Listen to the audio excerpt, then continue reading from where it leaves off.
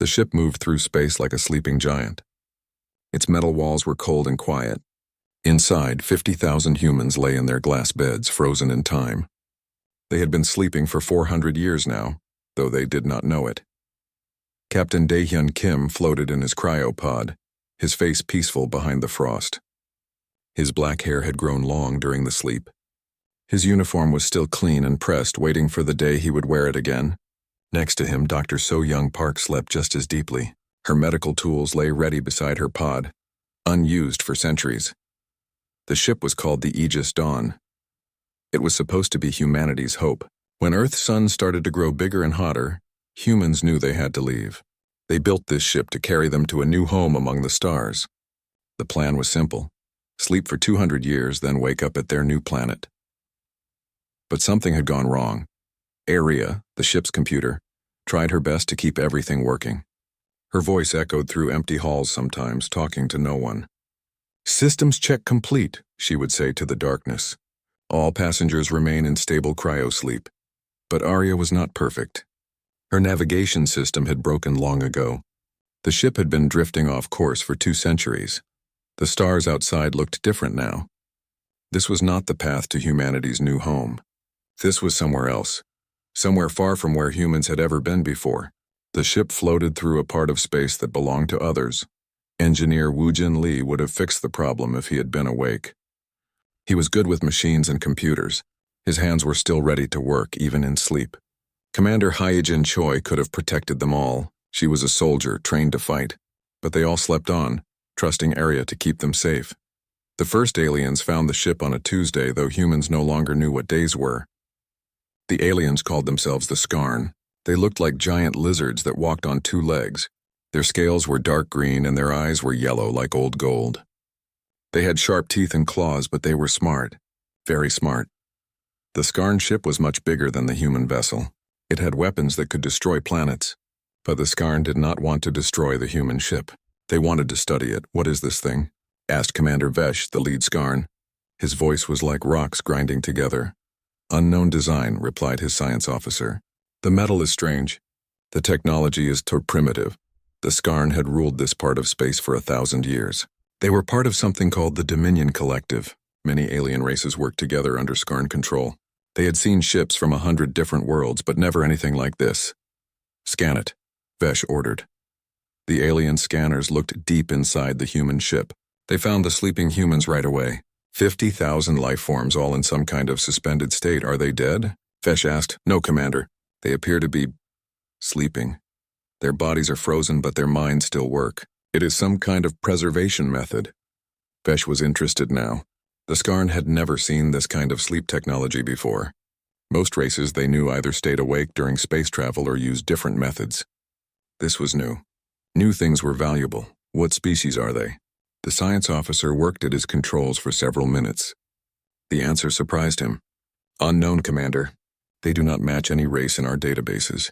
They appear to be carbon-based bipeds, mammalian, very primitive development level." "Primitive?" Vesh moved closer to the screen, showing the sleeping humans. They looked so small and weak. No scales, no natural weapons, no obvious defenses.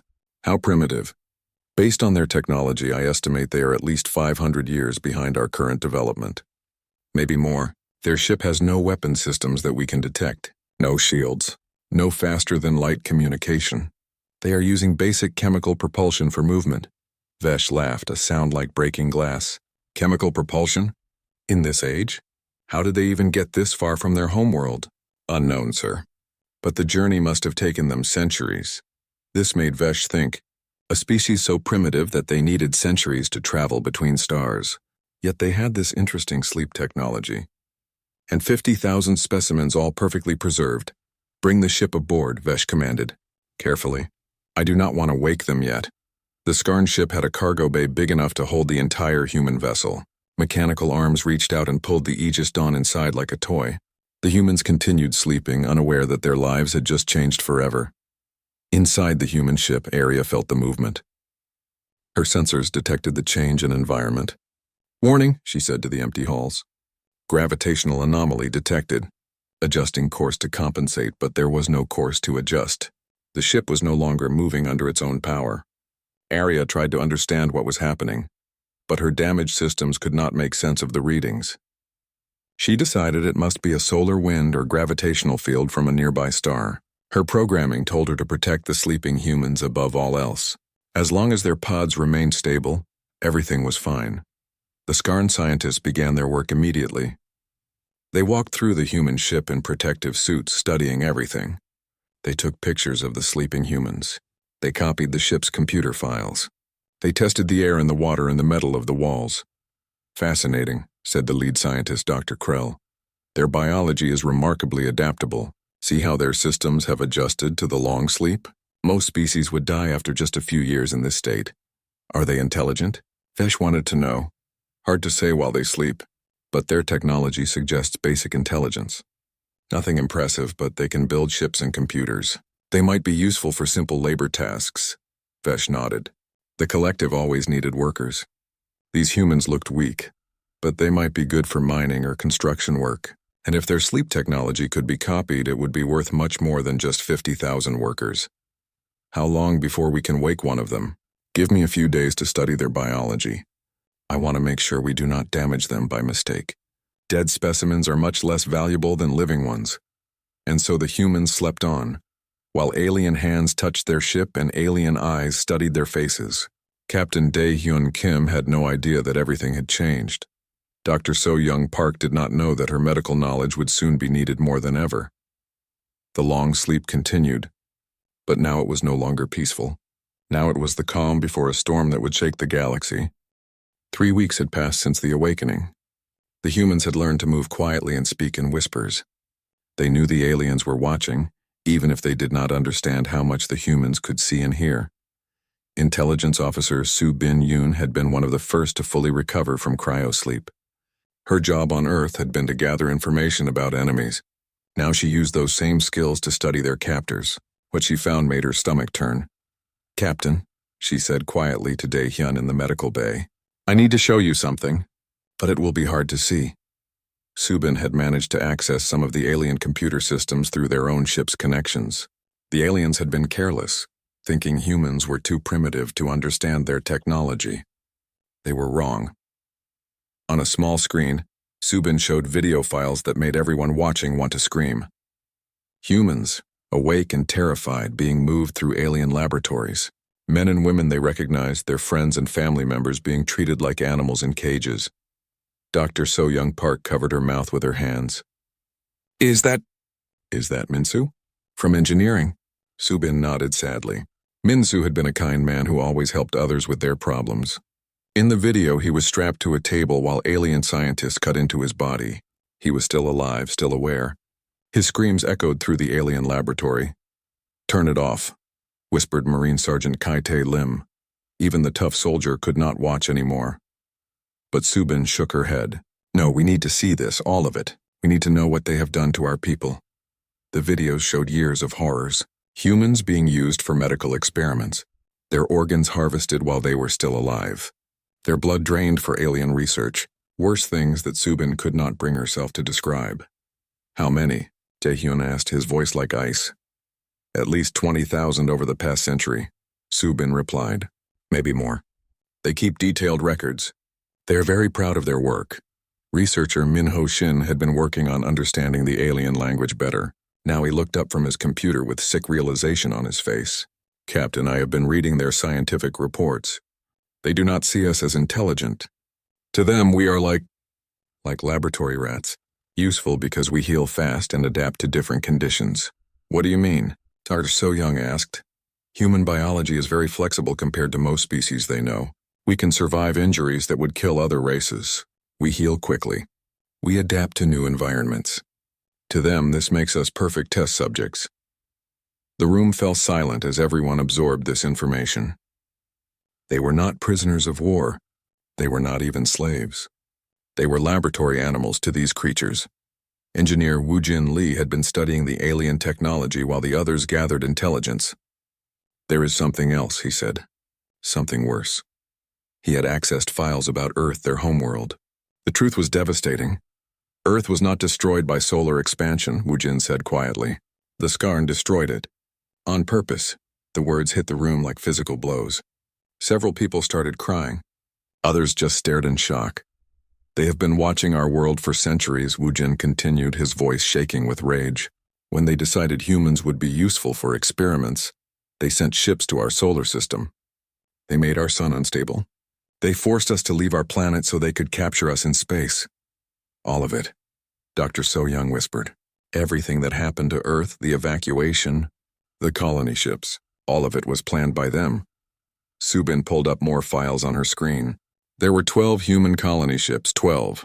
We are the only one left. The others were captured decades ago. How many humans were on those ships? Daehyun asked, though he feared the answer. 600,000 total, all gone now.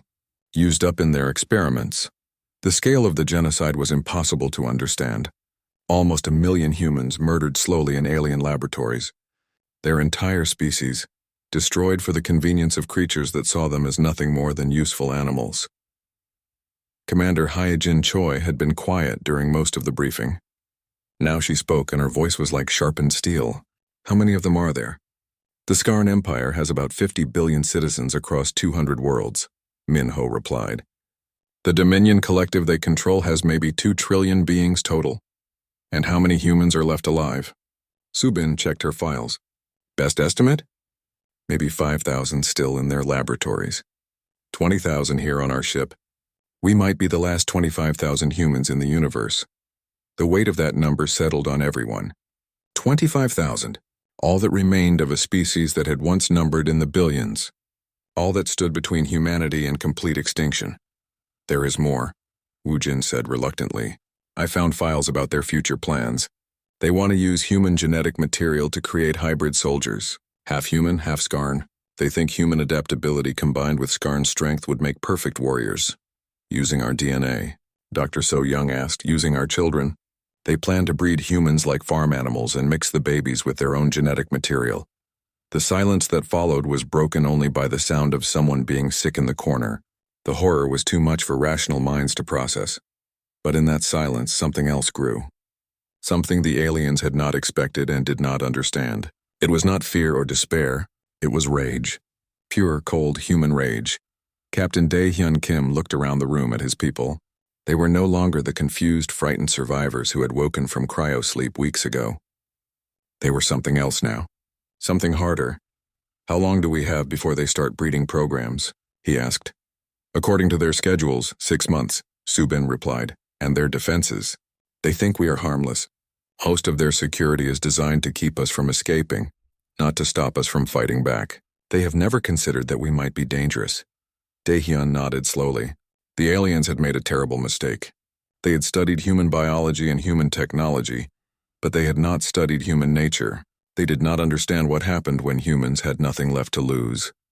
Wake everyone, he said quietly. All 20,000. It is time they knew the truth, sir, Hyejin asked. What are we going to do?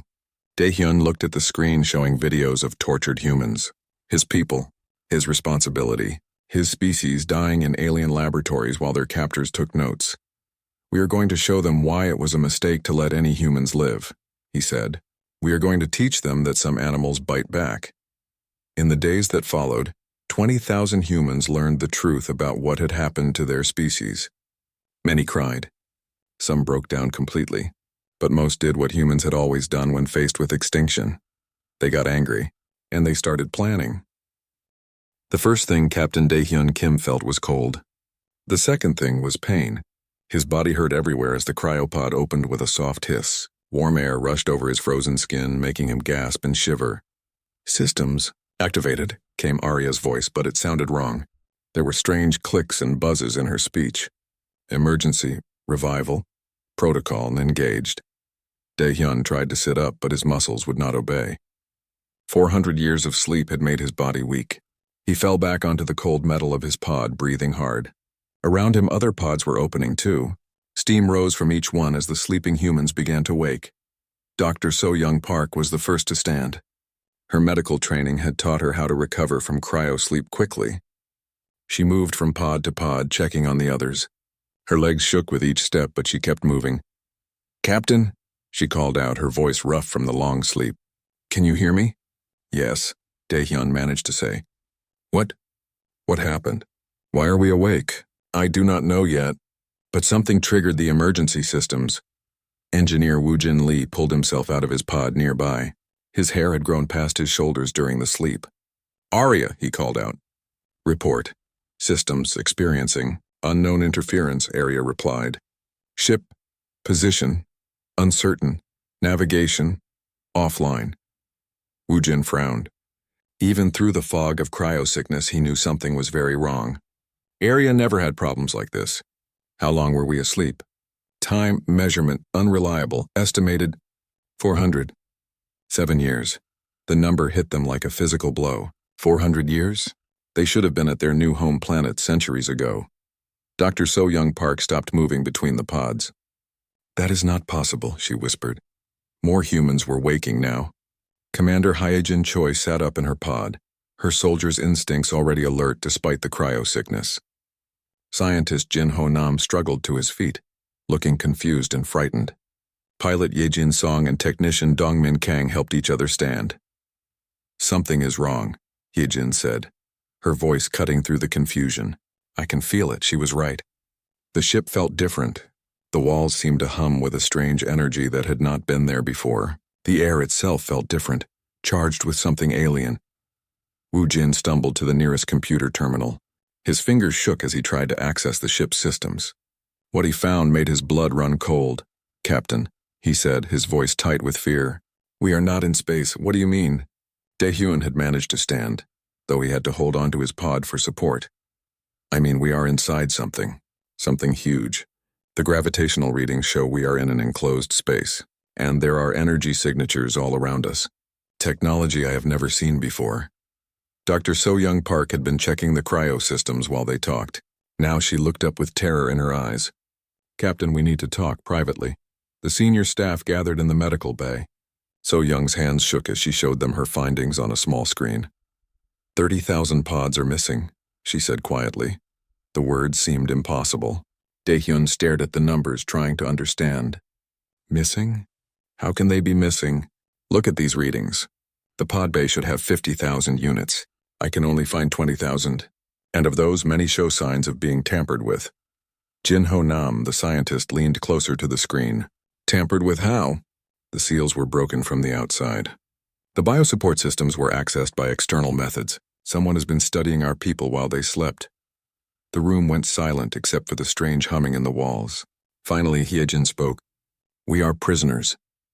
We do not know that for certain, Daehyun said, but his voice lacked conviction. Yes, we do, Woojin said from his computer station. I have been trying to access our external sensors. Most of them are blocked, but I got one working for a few seconds. Captain, we are inside an alien ship, a massive one, and there are others like it nearby. Dongmin Kang, the communications expert, looked up from his own console. I am picking up transmissions. Not in any language I recognize. The patterns are structured, intelligent. Can you decode them? Daehyun asked. Maybe, given time. But Captain, some of these signals are coming from inside our own ship. That stopped all conversation. Finally, Yejin Song, the pilot, asked the question they were all thinking. What do we do? Daehyun looked around at his crew. They were weak from cryo-sleep, confused and scared. But they were alive, and that meant they still had hope. First, we stay quiet. If whoever took us wanted us dead, we would be dead already. Second, we find out what happened to our missing people. Third, we figure out how to get out of here. And if we cannot get out, Jin-Ho asked. Then we make them regret taking us, Hyejin said, her soldiers' training showing through the cryo-sickness. Over the next few hours, more humans woke up. Each time, the senior staff had to explain the terrible situation. Some people cried. Others got angry. A few just stared at nothing, unable to process what had happened. But humans were survivors. They had left their dying planet and traveled between the stars. They would not give up now. Woojin worked on the ship's systems, trying to learn more about their captors. What he found was disturbing. The aliens had been studying human technology for decades. They had copied files, taken samples, and run tests on everything. They know everything about us, he reported. Our language, our biology, our technology. They have been learning about humans for a very long time. Dr. So-Young Park had been studying the missing cryopods. I found something, she said, her voice hollow. Bio-waste disposal systems. They show regular use over the past century. Large amounts of organic matter. The implication was clear. The missing humans had not just been studied. They had been used up and thrown away. Dongmin finally had some luck with the alien transmissions. "I think I understand some of their basic communication," he said. "They call us specimens and resources. We are not considered intelligent life. We are materials." That night, as the awakened humans tried to rest in their cold ship, Captain Dae-hyun Kim made a decision. They could not fight 30,000 against an entire alien civilization. But they could be smart. They could learn. They could wait for the right moment. "We will pretend to be weak," he told his senior staff quietly. "Let them think we are just frightened primitives. Meanwhile, we learn everything we can about them, about their technology, their weaknesses, their plans, and then," So Young asked, "then we show them what happens when you hurt humans." Outside their ship, alien scientists continued their work. They did not know that the humans were now awake. They did not know that human intelligence was focused on them like a blade. They thought they were studying simple animals. They would learn how wrong they were. The awakening of 20,000 humans took 5 days. Captain Dae-hyun Kim watched as each person learned the horrible truth about what had happened to their species. He saw the same progression of emotions in every face: confusion, disbelief, horror, and finally rage. Weapons specialist Yuri Bae was one of the last to be revived. She had been Earth's top demolitions expert before the evacuation. When she learned about the genocide of humanity, she did not cry or scream like others. Instead, she smiled. It was not a pleasant smile. "Captain," she said, her voice calm and deadly, "I need to see our cargo base." "Why?" Tae-hyun asked. "Because I want to know what tools we have for killing aliens." While Yuri examined their limited weapons, hacker Tae-young-ju worked with Subin-yoon to break deeper into the alien computer systems. Tae-young had been quiet since learning the truth, but his fingers flew across the keyboard with lethal purpose. "I am in their communication networks," he reported to the command staff. "Captain, their security is a joke. They never expected anyone to hack them from the inside." "What can you see?" asked Commander Sang-wook-oh, who had taken charge of strategic planning. "Everything. Ship locations, troop movements, research schedules. They have no idea we are watching them." Dr. So-young Park had been studying the alien biology samples that their captors had carelessly left accessible. Her medical knowledge was being put to a very different use now. "Their respiratory system is their weakness," she reported. "They breathe a gas mixture that is toxic to most other species. But if we can introduce certain compounds into their air supply—" "Biological warfare?" Tae-hyun asked. "They used us for biological experiments for centuries," So-young replied coldly. "I think it is time they experienced it themselves."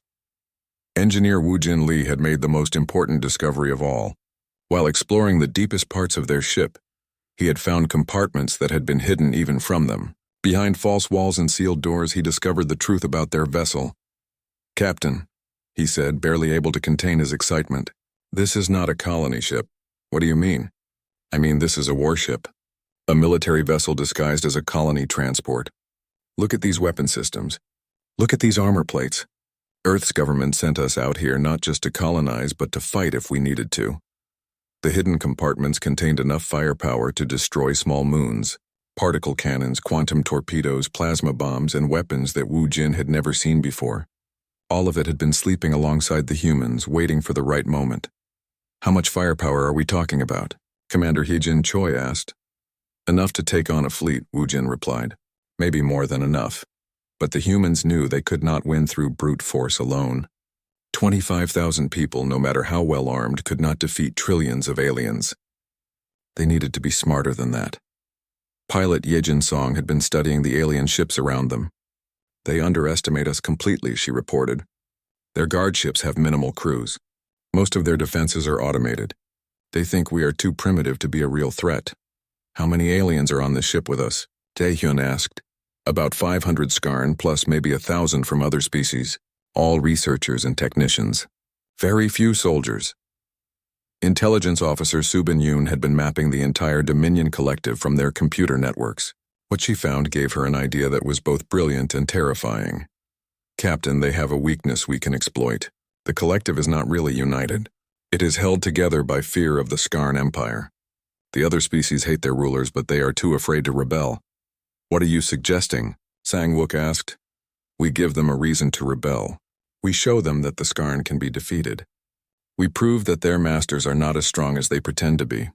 Over the following weeks, the humans began their preparations. They worked in small groups, always careful not to alert their captors. The aliens continued their research, unaware that their test subjects were planning their deaths. Yuri Bay and her team converted civilian equipment into weapons. Kitchen appliances became bombs. Medical tools became torture devices. Every piece of human technology was examined for its potential to kill aliens. Tae-young-ju planted viruses throughout the alien computer networks. When activated, they would shut down life support, open airlocks, and turn the aliens' own security systems against them. Dr. So-young Park created biological weapons tailored to alien physiology. Diseases that would kill Skarn in hours but leave other species unharmed. Toxins that would shut down alien nervous systems. Genetic viruses that would make it impossible for aliens to reproduce. The plan was complex but simple in concept. First, they would take control of the ship that held them. Then they would free the human prisoners in the alien laboratories. Finally, they would use the alien communication networks to spread rebellion throughout the Dominion Collective. It is not enough to escape, Dae-hyun explained to his people. We are the last humans. If we run, they will hunt us down eventually.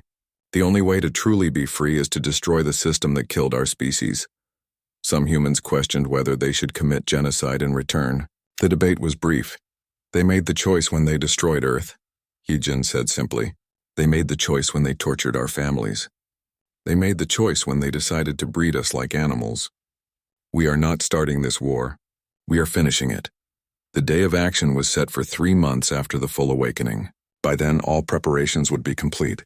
The humans would be as ready as they could ever be. On the night before the attack, Captain Dae-hyun Kim walked through his ship one last time. 20,000 humans, all that remained of their species, slept in their bunks or worked at their stations. Tomorrow, many of them would die. But they would die as humans, not as test subjects. Are you ready for this? Dr. So-young Park asked, joining him in the observation deck. No, Dae-hyun replied honestly, but that does not matter. Ready or not, tomorrow we find out if humans deserve to survive. Outside their ship, the alien researchers continued their work. They had no idea that tomorrow would be the last day of the Dominion Collective. They had no idea that the small, weak creatures they had been studying were about to become the most dangerous force in the galaxy. In the darkness between the stars, humanity prepared to remind the universe why intelligent species should never be underestimated. The sleeping giant was awake now, and it was very, very angry. The attack began at exactly 400 ship time. 20,000 humans moved with deadly precision through corridors they had memorized during months of secret planning. There was no hesitation, no mercy, and no second chances. Hacker Tae-young-ju activated his computer viruses first. Throughout the massive alien vessel, life support systems failed. Security doors locked shut, trapping Skarn researchers in their laboratories. Emergency lights went dark, plunging entire sections into blackness. The aliens had 30 seconds of confusion before they realized what was happening. It was 29 seconds too long. Weapons specialist Yuri Bay led the assault teams through the ship's main corridors. Her improvised bombs had been placed in critical locations weeks earlier. Now they exploded in sequence, cutting off alien retreat routes and destroying communication centers. Section 7 clear, she reported over the human communication network, moving to laboratory complex. Dr. So-young Park had released her biological weapons into the alien air supply an hour before the attack began. Skarn scientists who had spent decades torturing humans now fell to the floor, choking on their own blood. Their scales turned black as human-made diseases ate through their organs. Captain Dae-hyun Kim led the main assault on the ship's command center. Admiral Hyun Jae-an, who had been awakened specifically for his tactical knowledge, coordinated the broader attack from the human ship's bridge. All teams report status, On commanded. Team Alpha has secured the engine room, came Hyejin's voice. Alien crew eliminated. Team Beta has control of the weapons systems, reported Sang-wook, turning their guns on their escort ships now. The aliens had never faced anything like this. In 1,000 years of ruling the galaxy, no species had ever fought back with such coordination and ruthlessness. They had weapons in superior numbers, but they had no experience with warfare against an enemy that refused to surrender. Pilot Ye-Jin Song had taken control of the alien ship's flight systems. Under her guidance, the massive vessel began ramming into the smaller escort ships around it. Each impact destroyed hundreds of aliens and their technology. Ye-Jin, how many escort ships are left? Dae-hyun asked as his team fought through the command center. 3 out of 12, Captain, but more are coming from the nearby worlds. We have maybe 6 hours before reinforcements arrive. That was enough time. The humans had planned for this. Intelligence Officer Subin Yoon was broadcasting over every alien communication channel in the galaxy. Her message was simple but devastating. The Skarn are not gods. They can be killed. They are being killed. Rise up and be free. Along with the message, she transmitted videos of Skarn scientists dying from human diseases. She showed alien command centers being overrun by 20,000 humans. She proved that the masters of the galaxy could bleed and die like anyone else. The response was immediate. On 100 worlds, enslaved species rose up against their Skarn rulers. Centuries of hatred and resentment exploded into open rebellion. The Dominion Collective began tearing itself apart. But the humans were not finished. They had found the location of the alien research stations where human prisoners were being held. Rescue teams led by Marine Sergeant Kai-tae Lim were already on their way. Prison Complex Alpha secured, Kai-tae reported. We found 800 humans alive. Most are in bad condition, but they can be saved. Prison Complex Beta breached, came another report. 300 survivors recovered. One by one, the secret laboratories were discovered and liberated. The aliens had kept detailed records of their experiments, never imagining those records would be used against them. Every human prisoner location, every research facility, every hidden base was now known to the rescue teams. Dr. So-Young Park worked tirelessly to treat the liberated prisoners. Many had been tortured for years. Some were barely alive, but she saved everyone she could, using the same medical knowledge the aliens had tried to steal from humanity. Meanwhile, engineer Woo-Jin Lee had activated the hidden weapon systems of their ship. The vessel that had pretended to be a peaceful colony transport now revealed its true nature. Particle cannons that could crack planets fired at alien worlds. Quantum torpedoes destroyed entire space stations. Target acquired, Woo-Jin reported as he aimed at the Skarn homeworld. Shall I fire? Wait, Captain Dae-hyun ordered. Let me talk to them first. Using the alien communication networks, Dae-hyun broadcast a message to the Skarn High Council. His words were heard on every world in their empire. You wanted to study humans, he said, his voice carrying across the galaxy. You wanted to know what makes us special. Let me teach you. We are the species that never gives up. We are the species that remembers every wrong done to us. We are the species that will hunt you across the stars until justice is served. The Skarn leaders tried to negotiate. They offered to return all human prisoners. They promised to leave human space forever. They begged for mercy. You showed no mercy to the children you tortured, Dae-hyun replied. You showed no mercy when you destroyed our world. Why should we show mercy to you? The quantum torpedoes fired. The Skarn homeworld, center of a galactic empire, died in nuclear fire. 2 billion aliens, including their entire government, were vaporized in seconds. But the humans did not stop there. They had studied the alien networks during their captivity. They knew the location of every Skarn world, every military base, every research station, and they had the weapons to reach them all. Over the following months, the Skarn Empire was systematically destroyed. Their colonies burned. Their fleets were scattered. Their population centers were reduced to radioactive ruins. The other species in the Dominion Collective, freed from centuries of oppression, joined the human assault with savage joy. Admiral Hyun Jae-on coordinated the campaign from the bridge of humanity's last warship. Target list updated, he reported to Captain Dae-hyun. 43 Skarn worlds remain. Continue the bombardment, Dae-hyun ordered. Leave none alive. Some humans questioned whether total genocide was necessary. The debate was settled when they discovered the Skarn genetic laboratories. Millions of human children, bred in artificial wombs and tortured from birth for alien experiments. The sight of those laboratories ended any discussion of mercy. The war lasted 2 years. When it was over, the Skarn species was extinct. Their empire was dust. Their technology belonged to humanity and the liberated species who had joined the rebellion. Captain Daehyun Kim stood on the observation deck of their ship, looking out at a galaxy that now feared and respected humanity. They had started with 25,000 survivors. Now, with the liberated prisoners and the children born during the war, humanity numbered almost 50,000 again. "What do we do now?" Dr. So-Young Park asked, joining him at the window.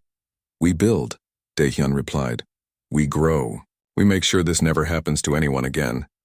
The humans established colonies on former Skarn worlds. They shared their technology with species that had helped in the rebellion.